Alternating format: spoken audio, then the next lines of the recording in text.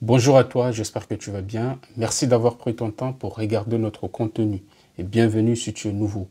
Sur cette chaîne, nous parlons de tout ce qui tourne autour de la communication visuelle et de la chaîne graphique. Ça va de la stratégie jusqu'à la matérialisation sur un support physique en passant par les différentes techniques de production. Dans nos précédents contenus, nous avions beaucoup parlé de l'emballage, notamment de son impact sur le business. Nous avions également donné des astuces permettant d'obtenir des emballages de bonne qualité et au meilleur prix. Dans cette vidéo, on va parler des matériels nécessaires pour la fabrication des emballages en carton selon le procédé de fabrication offset. Alors, pourquoi parler des matériels de fabrication? Eh bien, c'est tout simplement pour donner des idées aux clients professionnels afin qu'ils puissent bien maîtriser toutes les étapes de la création de valeur.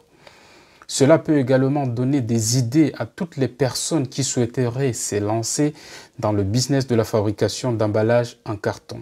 Voici donc les différents matériels utilisés pour la fabrication des emballages en carton. Tout d'abord, il faut savoir que le projet de communication visuelle débute dans un bureau, comme la plupart des projets d'ailleurs. Pour cela, il faut donc des matériels et des logiciels. On a donc besoin d'un ordinateur, surtout un ordinateur performant, un ordinateur capable de supporter des logiciels costauds et gourmands à la fois en énergie et en espace de stockage. Ensuite, on a besoin des logiciels professionnels pour la conception et la modification des visuels à imprimer.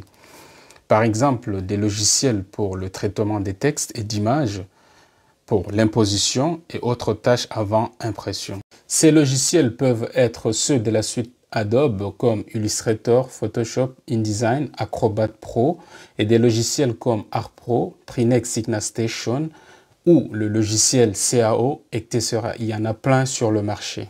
On a également besoin d'un serveur RIP pour la conversion des données informatiques en données imprimables. Il nous faut de la connexion Internet bien évidemment car de nos jours tout passe par le réseau Internet. Il faut surtout une bonne connexion. Une fois que le visuel à imprimer est prêt, il faudra quand même avoir l'accord du client, surtout au niveau des couleurs du produit à imprimer avant de lancer la production. Pour cela, il faut cette machine qu'on appelle traceur. C'est une petite imprimante numérique, généralement à jet d'encre ou laser et à haute définition.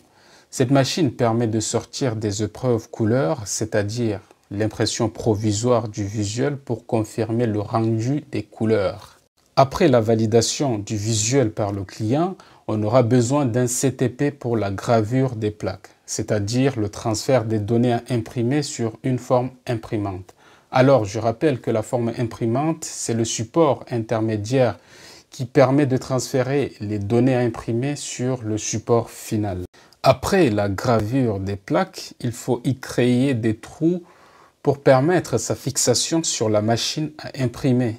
Et pour cela, on a besoin d'une perforatrice. Il faut un massicot pour le redimensionnement des papiers au format souhaité, car quelquefois les contraintes techniques peuvent obliger l'imprimeur à modifier les dimensions des feuilles de papier avant de les mettre dans la machine, même s'il commande ces papiers au format souhaité.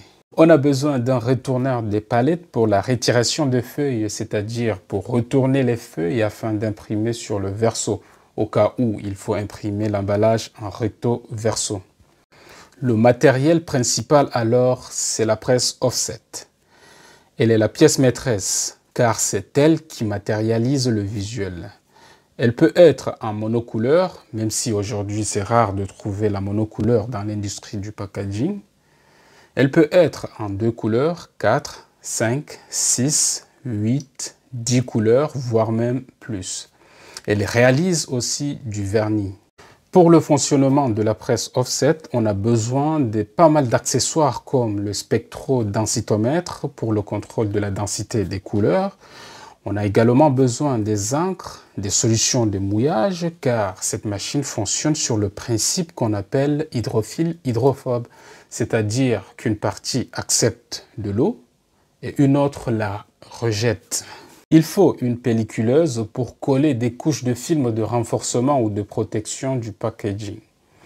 Pour une entreprise qui est spécialisée que dans le packaging alimentaire, Elle peut ne pas avoir besoin de la pelliculeuse, sauf si elle produit des packagings alimentaires de luxe, comme des boîtes de chocolat ou bien des boîtes de certaines boissons prestigieuses. Il faut une autoplatine pour la dorure et le gaufrage. Pareil que la précédente machine, celle-ci est sollicitée que pour les produits de milieu ou de haut de gamme. On a besoin d'une machine de découpe pour couper et séparer les différentes poses regroupées sur une même feuille dans les précédentes étapes. Cette machine permet donc de découper les boîtes à la forme souhaitée. Elle permet également de faire le rainage afin de faciliter le pliage et le montage des boîtes. Ensuite, il faut une plieuse-colleuse pour le pliage et le collage des boîtes. Cette machine boucle enfin les étapes techniques de la fabrication des emballages en carton. Maintenant, il ne reste que le conditionnement des produits fabriqués. Il faut donc les mettre dans les caisses et sur les palettes pour la livraison chez le client.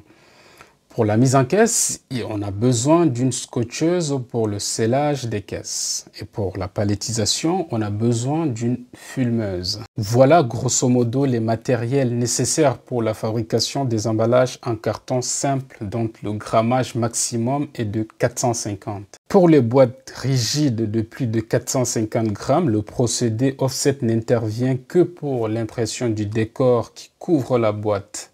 La réalisation de la structure rigide et le montage du coffret, quant à eux, se passe autrement et avec des matériels différents. J'espère que cette vidéo va te servir soit en tant que client souhaitant maîtriser la chaîne graphique pour la meilleure réalisation de tes emballages, soit en tant qu'investisseur ou futur industriel souhaitant connaître la structuration de la chaîne graphique afin d'éviter certaines erreurs. N'hésite pas à réagir en likant, en partageant ou dans les commentaires afin que nous puissions tous avancer et profiter de cette expérience. On se dit donc à la prochaine vidéo.